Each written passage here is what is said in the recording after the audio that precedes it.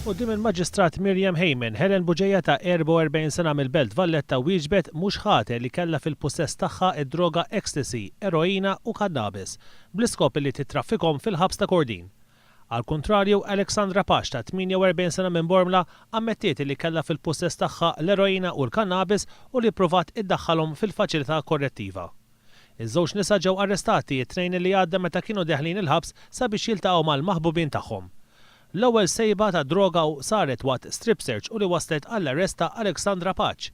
Hija allegatament ippruvat iddaħħal id-droga għas-sieħeb tagħha Silvio Buttigieg, magħruf bħala iż-Żingla.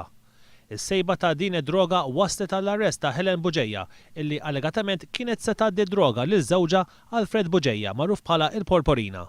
Id-droga kienet fil-parti privata tagħha u nstabet biss wara li sarilha X-ray fl-isptar.